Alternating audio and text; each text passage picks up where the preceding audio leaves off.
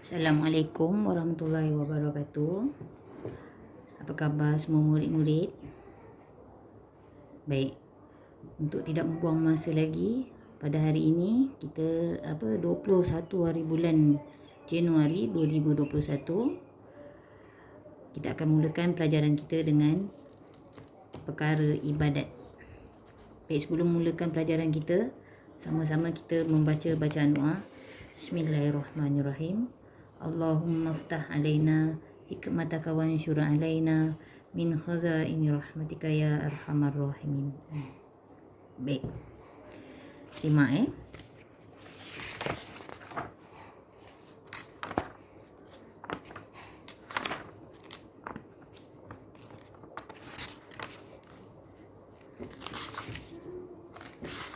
Baik, untuk pelajaran yang pertama, iaitu pelajaran 1, kita masuk pada tajuk hukum berpakaian. Okey, hukum berpakaian. 1.1. Sutera bagi lelaki dan khunsa. Okey, hari ini kita masuk pada tajuk hukum berpakaian bagi siapa? Bagi orang lelaki dan juga khunsa. Ada dua. Okay, kita cerita hari ini dua, perempuan tak ada. Kita cerita pasal lelaki dan khunsa. Okay. Baik, tengok bawah. Lelaki dan khunsa adalah haram. Maknanya dekat sini haram bagi lelaki dan khunsa. Okay, haram bagi lelaki dan khunsa. Itu yang pertama, memakai sutera dan qazun. Qazun tu apa dia? Kain sutera yang terjadi daripada ulat yang diambil semasa ulat itu hidup. Ni qazun ni, orang lelaki ni haram memakai sutera. Haram memakai sutera dan qazun. Apa benda qazun tu? Itu kain sutera yang terjadi daripada ulat yang diambil semasa ulat itu hidup. Masa ulat tu hidup. Ni qazun. Dan yang dikeluarkan sesuatu, dan yang dikeluarkan sesudah ulat itu mati dipanggil haris. Haris. Kalau ulat tu mati, dia dipanggil haris. Ni orang lelaki haram pakai. Tak kira lah ulat tu hidup ataupun ulat tu mati, hukum dia memakainya, makai sutera tersebut adalah haram. Sutera ni dibuat daripada ulat.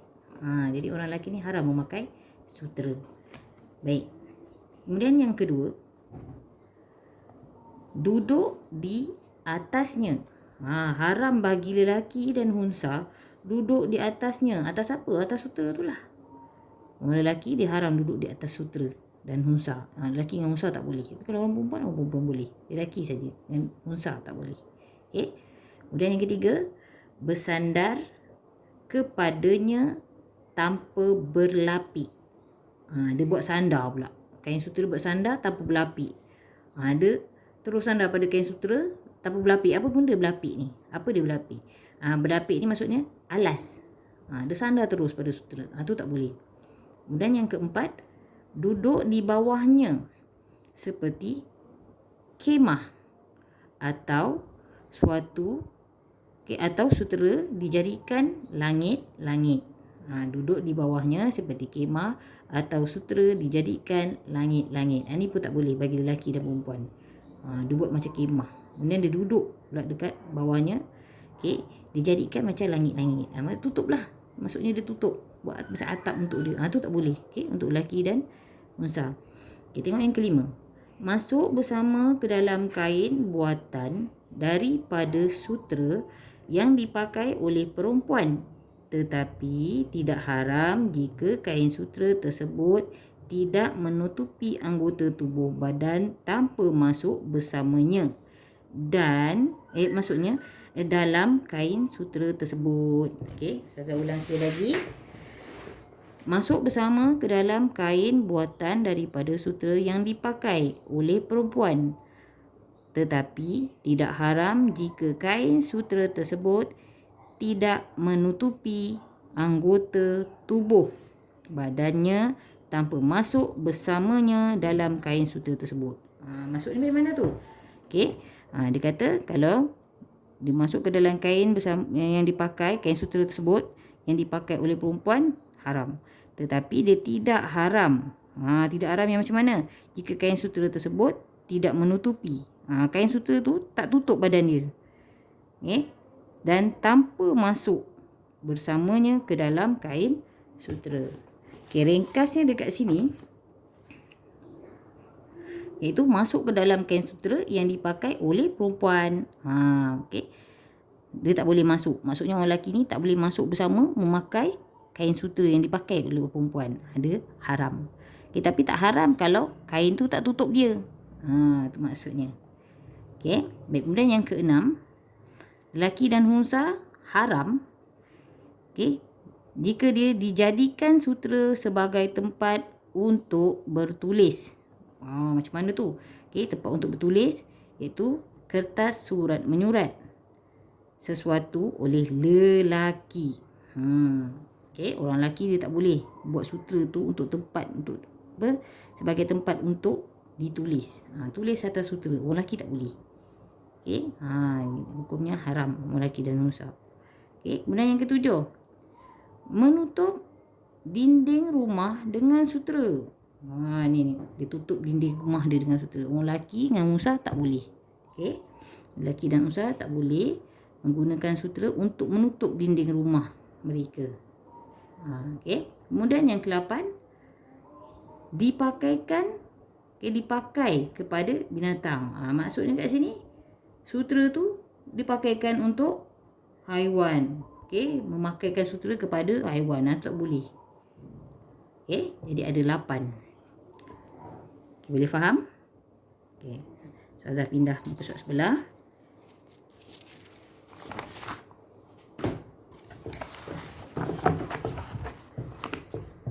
Okay, kita tengok yang seterusnya, iaitu kurang jelas. Okay. Harus menggunakan sutera. Siapa yang harus menggunakan sutera? Yang tadi haram kan? Yang haram lelaki dengan unsa. Tapi siapa golongan yang harus menggunakan sutera? Kita tengok yang pertama. Harus dipakaikan sutera kepada siapa? Okay, satu, kanak-kanak. Kanak-kanak. Okay, tak kisahlah kanak-kanak tu lelaki. Tapi dia kanak-kanak. Okay. Dia boleh pakai sutera. Dia harus hukumnya. Kemudian orang gila. Orang gila. Okay. Kemudian Kaabah. Tutupkan Kaabah dengan sutera tu harus. Hukumnya harus. Okay. Tapi kemudian yang keempat, apa yang sah, iaitu kubur para nabi. Jadi ini golongan yang harus dipakaikan sutera. Okay. Kemudian yang kedua, okay, untuk bekas mashaf, tetapi haram membuat bekas darham daripadanya. Macam mana tu? Okay, dia kata untuk membuat bekas mashaf, tetapi haram membuat bekas darham daripadanya. Maksudnya macam ni, kita buat kita tutupkan Al-Quran tu, kita jadikan Al-Quran tu sebagai bekas Al-Quran, masuk macam beg untuk Al-Quran, untuk bekas mashaf. Okay. Kemudian yang ketiga, untuk membuat tali pedang, okay, harus untuk membuat tali pedang, tali neraca. Kita tahu tali neraca, neraca ni apa dia? Timbangan. Tali timbang. Tali pedang dah tahu kan? Ni tali timbang. Tali anak kunci, tali tasbih, sab dakwat iaitu pengelap dakwat, dan tali seluar. Ni harus digunakan untuk buat ni. Tali pedang, tali neraca, anak kunci, tali tasbih, kemudian pengelap dakwat dan tali seluar. Ni boleh. Ni diharuskan. Okay. Kemudian yang keempat, boleh menggunakan sutera yang bercampur dengan bahan lain. Kadang ada kain sutera ni dia bercampur dengan benang yang lain. Sama ada kandungan sutera sama banyak atau bahan lain daripada sutera itu lebih banyak. Ni harus digunakan. Okay, untuk siapa? Untuk mereka ni lah. Okay. Baik. Ni tadi kita cerita untuk orang-orang yang ini, Yang mula-mula tadi orang lelaki yang haram. Kemudian orang lelaki dan unsa haram memakai sutera. Kemudian yang ini harus menggunakan sutera bagi golongan ni. 4 golongan ni. Kanak-kanak, orang gila, Kaabah dan kubur para nabi. Okey, boleh faham? Boleh? Okey, baik. Yang seterusnya, kita sambung pada nombor 5 Tak boleh banyak sikit je ni kena. Harus bagi lelaki dan unsa. Ni macam mana pula? Dia kata harus lelaki dan unsa. Tadi haram, yang ni harus bagi lelaki dan unsa. Waktu bila dia harus memakai sutera tu? Okey, alif. Memakai kain sutera disebabkan darurat. Bila lelaki dan unsa tu boleh pakai? Iaitu bila tiba waktu darurat. Seperti, macam mana darurat tu? Seperti panas atau sejuk dan memberi kemudaratan yang tidak tertanggung pada adat walaupun keadaan itu tidak mengharuskan bertayamum. Kadang-kadang ada orang ni allergic ada orang lelaki ke unsa dia allergic, dia tak boleh pakai pakaian yang menyebabkan kulit dia ada masalah ke kemudaratan pada diri dia. Jadi dia kalau pakai sutera baru elok. Jadi dia harus. Okey, harus ketika darurat macam panas sangat ataupun sejuk yang memberi kemudaratan. Itu diharuskan bagi siapa? Lelaki dan juga unsa. Okey, faham ya? Kemudian ba pula. Yang macam mana tu? Okey, ba memakai kain sutera kerana peperangan dan tidak mendapati kain selain daripadanya. Ni. Okey, maksud dia dekat sini bila berlaku peperangan secara tiba-tiba. Tiba-tiba berlaku peperangan. Okey, jadi tak ada kain lain, ada kain sutera, jadi dia diharuskan memakai kain sutera tersebut. Faham tak? Okey, ringkasnya dekat sini berlaku peperangan secara tiba-tiba. Kemudian ta menggunakannya kerana hajat seperti kudis atau banyak tuma. Apa benda tuma tu? Tuma tu kutu. Tahu kutu? Pernah nampak kutu? Okey. Jadi dia menggunakan, harus menggunakannya kerana hajat seperti kudis ataupun tuma. Okey. Boleh faham? Baik. Kemudian yang keenam. Untuk membuat telapuk kain bagi tujuan tampal kain. Buat telapuk kain bagi tujuan tampal kain. Besarnya besarnya kadar 4 jari seperti dengan syarat tidak lebih sutera daripada kain. Okey, tidak lebih sutera daripada kain. Okey, maknanya macam mana tu? Dia buat telapuk kain. Tahu tak telapuk kain tu macam mana? Kalau kain dia koyak ke bagi lelaki dan unsa ni, dia diharuskan pakai sutera apabila baju dia ada macam koyak Jadi dia nak tampal. Tampal tu menjadikan telapuk kain. Telapuk kain tu dia buat tampal tapi tidak lebih daripada kadar 4 jari. Macam mana 4 jari? Ni 4 jari kita. Okey, telapuk tutup pada lubang kain yang dah berlubang, dah koyak tu. Jadi tu harus. Sebab dia dalam kuantiti yang sikit. Jumlah set yang sikit. Okey, dia kata apa kat situ? Dengan syarat tidak lebih sutera daripada kain. Nampak? Sutera tak boleh lebih, kena sikit je. Jadi harus. Dah tak ada kain lain kan nak buat tampal. Yang ada kain sutera, daripada nampak berlubang, jadi kena tampal. Okey, faham ya anak-anak? Okey, kemudian yang ketujuh. Okey, kita tengok sebelum tu kita tengok pada Gelusari ni. Gelusari ni kita tengok telapuk. Apa benda tu telapuk? Tak nampak pula. Okey, telapuk tu apa dia?